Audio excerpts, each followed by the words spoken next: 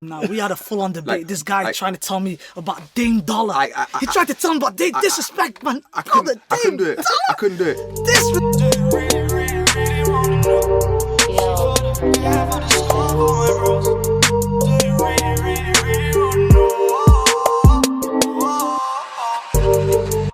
Welcome back to the Most Valuable Player podcast. My name is B-Man. I'm here with Sosa and Hoodie Wade. It's me. Oh my Not days. really. I wasn't expecting that. There's Hoodie Mellow and there's Hoodie Wade. You know, me. that's I want to be him. hoodie sauce. Can I be hoodie sauce? I don't think you guys realize that I'm sat next to two heavyweights. I'm leaning forward dramatically, but you know, once I do this, it's like I'm sinking completely. Oh my god! Oh, talk about self-conscious, man. I used to be so self-conscious of my Of my your size. appearance and your size. Not appearance, but my size. I always used to. I used to feel very underweight. Now I feel. I've always felt underweight too. Oh, my boy. Now you know my pain. You know my pain. Anyway, guys, we're gonna talk about the NBA today. The NBA is coming soon. I can't wait. I can't wait. It's like 2 weeks left now. If that. Do you know what the funny thing is? I don't think anything is gonna go the way that people expect it to go. Oh, that never happens with anything. Yeah, I don't think. No, I think it's gonna be so left-sided. I think the winner is going to be left-sided. It's going to be someone really, really strange. Do you think so? Yeah, I think it's going to be someone. I think someone is going to capitalize on all these changes that happened. Can I Well, ask like- who? Like, this moment? no. I'm not saying that they will. I'm not saying that they will. Please, just don't take my opinions to heart. Don't be. He's predicting Miami Heat's winning the championship. I did. I do not support them. I do not support them. No. I just like wait. I don't like Trailblazers, Nuggets. Although everyone is I don't know if everyone is down on it. I'm down on Milwaukee, but I wouldn't be surprised if Milwaukee took, or if someone in the East just kind of sneaked into the finals and then catch someone at the end of a Game 7 bloodbath and kind of. Well, here's a take question them. for you. Do you reckon someone from the Eastern Conference is going to win the championship this year? Possibly. And we all, Possibly. I said possibly. Considering situations, possibly. because the amount of talent that's in the West right now, it's so stacked. Like, we kind of forget about the East, and I think in this video we're going to talk about the West more, so we're going to a little bit forget about the East. Yeah. Because these Western Conference teams have stacked up. We saw about an arms race last year before the playoffs. Sorry, before the deadline in the East, where Yeah. teams were just stacking up. This summer, West teams just started stacking up on players. They haven't stacked up. They've spread the teams around. They spread the players but- around. If anything, I think he it's means more the substantive. the talent spread. I'm telling you, Yes. the entire spread. As far as the Western Conference, the Western Conference just seems way more stronger than it was last year. Yeah, I agree. I agree with that. I don't think so. Do you know? No, I don't think so. Because the West went through more changes than the East did. Funny thing is, East has actually got a little bit more continuity. The Boston Celtics are better. Not because they got better players, but now they got better chemistry, which makes them a lot more dangerous. 76ers are a lot better. A lot better. Milwaukee Bucks are rerunning the same team that they ran last year. And these are all three teams that are... -2 though. -2 big pieces. Oh, Brogdon and What's the Mirotic. thing? All those teams, obviously Kyrie leaving, Yeah. and Al Horford leaving for the Celtics has made a massive difference for them. But do you feel? wait, Jimmy before you say Butler that, I just leaving want to say 76ers. Brogdon was injured for most of the season anyway, so I don't even want to say that that's a massive difference for them. Okay. And sorry. then 76ers with Jimmy Butler, who's their closer, like they were unashamed to say, yeah, he's closing the games out for them, has gone. So like they've actually got, even though they're still in the Eastern Conference, those players, those teams now, they're not as strong because they have made changes. I know you said there's continuity, but there's hardly any continuity in any of these teams now. Yeah, Like, but it's we're just talking like relatively speaking. Relatively you know? speaking, yeah. But anyway, that's not even what we were going to talk about.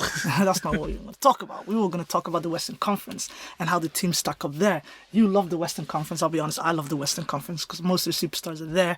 Most of the bloodbaths are there. And there's generally now an actual rivalry back into the NBA. I don't know if it's going to be like a fight rivalry, but the Clippers-Lakers, tasty. Well, Tasty. you know how things are soft. Everything's soft nowadays. You know, with the teams, with the rivalries, Patrick with everything. Beverley. Except from Patrick Beverley and you know the Russell Westbrook and the odd few, but the LA Clippers, the LA Lakers in the same roof for now. That's gonna be tasty. That's gonna be fiery because I'll tell you why. LeBron thinks the throne has been messed with, as he's already said in this off season. So he's coming with a vengeance. AD has got something to prove because he forced that trade out. Obviously, Paul George has joined Kawhi Leonard, and those guys have just shot in popularity. There's this. It's all to play for. You know how long there is in the off season with basketball. There's quite a long off season. If you end the season as the winner, the loser is going to have a long time in LA with them cameras, that paparazzi. Oh, God. Oh, man, Don't forget that. awkward. That's what I'm saying. So, yeah, that rivalry is real.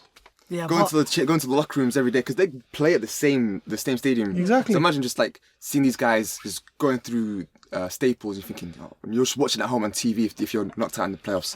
It's like, yo, these guys are playing in my stadium. I don't believe in the Clippers anyway, man. They're cursed. They're cursed, man. They're cursed. Yeah. I used to support the Clippers, man. That was my first team. What? Lob City. Oh, is that when Yeah, Chris Lob Paul City. joined? Okay. That's that was like I loved that brand of basketball. It was up tempo, it was flying, it was dunking, it was the best thing in the world. And everyone used to say to me, I don't take the Clippers seriously. That was we talking about. They've got DeAndre Jordan, they've got Chris Paul, they've got Blake Griffin, and they've got the best bench in the world. And they did, by the way. They did. They did have a good bench. No, They had the best team. They had the Relic best and team for about 3-4 years in a row, and something always seemed to go wrong. I don't believe in the To Clippers. be fair, for I the don't believe in Clippers, they have the win share prediction of 55.5. Do you reckon that's fair for them? They'll probably get more than that. I think it's about right because I think there's going to be a little bit of load management. Don't forget, Paul George is out until mid-November, so he's going to miss about 8-9 games already before the season starting.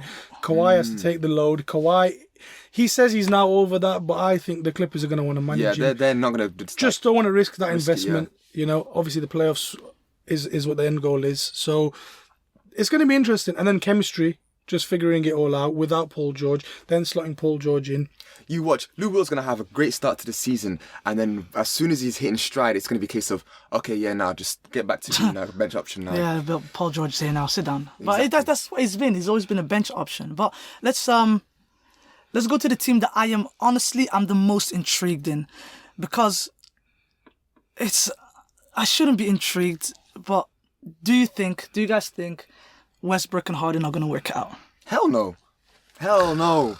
That team is just doomed from the start, man. It's just, I don't see it's working. But you say that now, right? You say that now. I don't disrespect to Westbrook or Harden. It is disrespect. They are great players in their individual right. But what you're saying is that they're not good enough to team up with someone else. This is what you're saying. I'm saying. That's I'm saying, disrespect, bro. As far as That's their disrespect, fit, bro.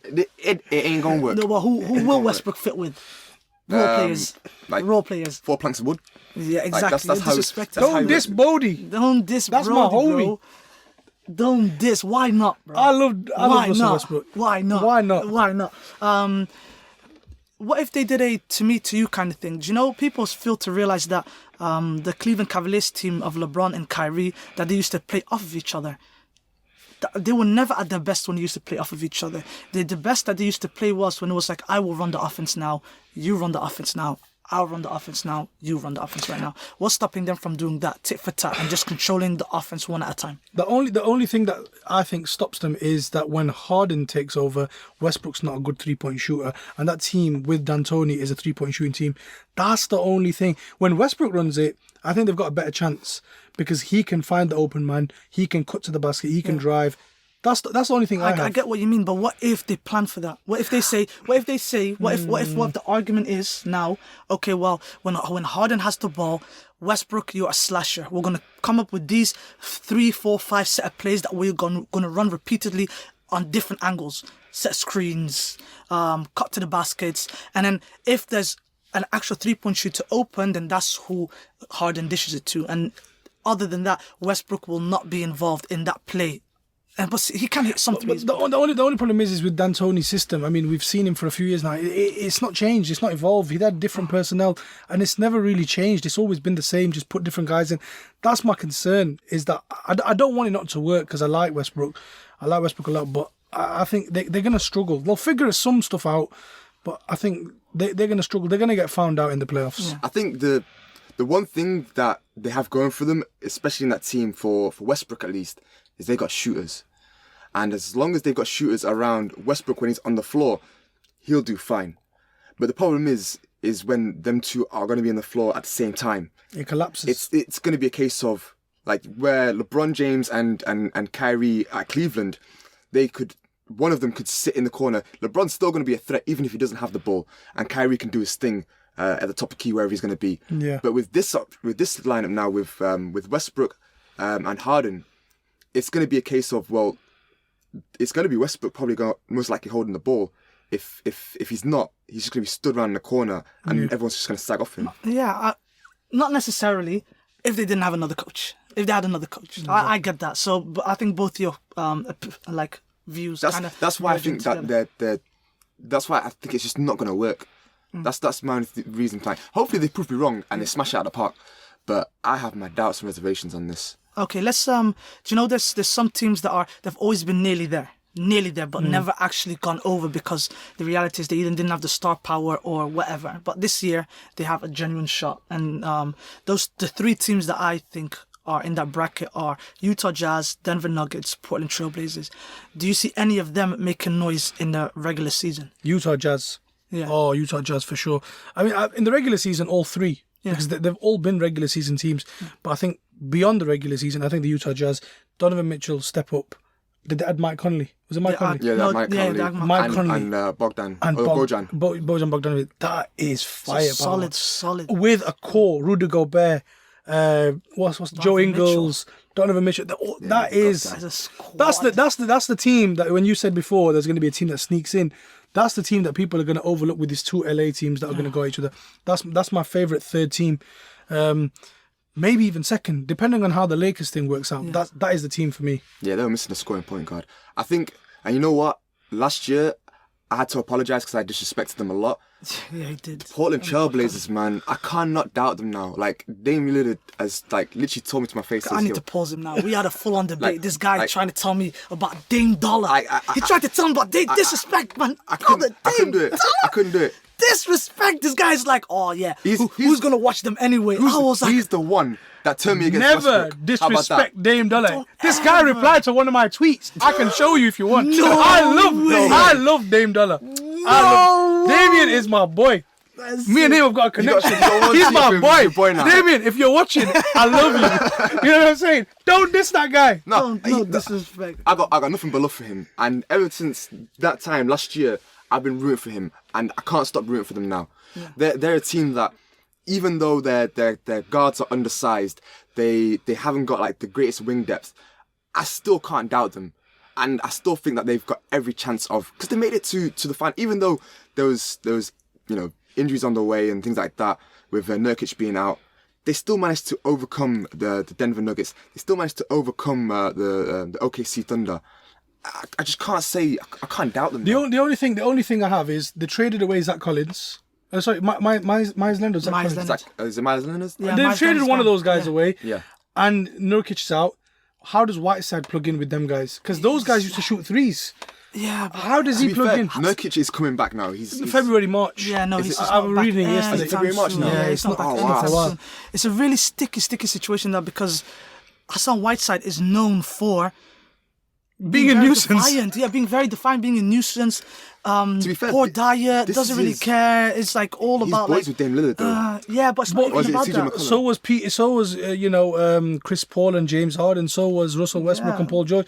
It doesn't mean it works out. Exactly. Sometimes so it doesn't. The thing is, he is a above average center if he puts his effort into it. If he puts it, I don't know if we'll have to wait and see like what his conditioning is like. If he shed a bit of weight, then I can tell that he's serious. But if he hasn't, then I think he's just going to have another joke of a season where he's going to force the coach to put him on the bench and take him off not the team. what they Talk want. to me about the three teams then of those teams. Which one are you going to pick? I would take the Utah Jazz, same as Naeem. I think defensively, they're unbelievable. Over your Denver Nuggets. You love Denver Nuggets. I love Denver Nuggets, but I think they didn't add anything. They are the fifth team. They are out of those three. I put Denver Nuggets at the bottom. Bear in mind they were like the two seed. Denver Nuggets below the Portland Trailblazers at this stage. Yeah. Now, at this stage, I've got the Denver Nuggets Okay, above the Portland but how? Trailblazers. But for what reason exactly have you got Michael them above? Porter Jr. coming Yeah, back. but coming another back piece. From, It's another I know, piece. But this is a rookie that just came back of what could have been a career-ending That was the injury. best team last season on paper, and they finished I at know. number one. Yeah, but you have to remember, It's the same cast coming back. Even last year, I said the biggest problem that they have is that they have no one that they can depend on, no one that they can go to. So when it's like clutch time, it's like, okay, well, who's gonna have the ball? Jamal Murray tried a couple of times. Nikola Jokic tried a couple of times, but it just did not To really be fair work though, out. it is Jamal Murray now that's going to be closing out games. Yeah, but Well, he's got his money now. Is he going to be a closer? But it doesn't matter whether he wants to be a closer or not. He has not shown that he can be a closer. Well, we're just talking regular season for now. Yeah. I think that they're going to be the next best team.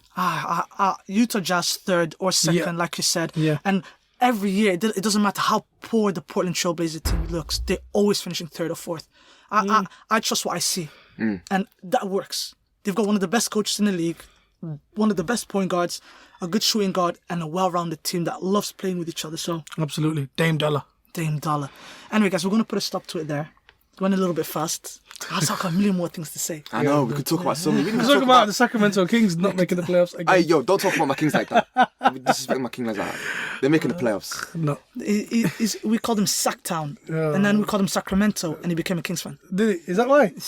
Wow. Pretty much. To be fair, it just looped like that. Like I wasn't really a Kings fan that hard. I was And like, then I liked them, yeah. and then it just like I just started watching more and more of the games, and then Boogie Cousins became my favorite player. Yeah, he lost control. And the funny thing is, I've seen the Sacramento Kings play. Have you? I watched DeMarcus Cousins get ejected. Where? In That'd be a dream. In the Oracle. That'd be a dream. Wow. Mad. Crazy. Anyway, guys, thank you for watching. We're gonna be back again with another video soon. It's Thank good you. having Oh everyone. yeah! Don't forget to like, share, subscribe. Yeah. Make sure you hit the notification icon in the top right corner. yeah. If you can, please share the video with your mates, with friends, people from work. Makes a everyone. massive Makes difference. Massive difference. So we do appreciate that. Yeah, yeah. For those of you that have already subscribed, we appreciate you. Thank you so much, and we're gonna be back again next week. Absolutely. So, peace. Take it easy. Peace.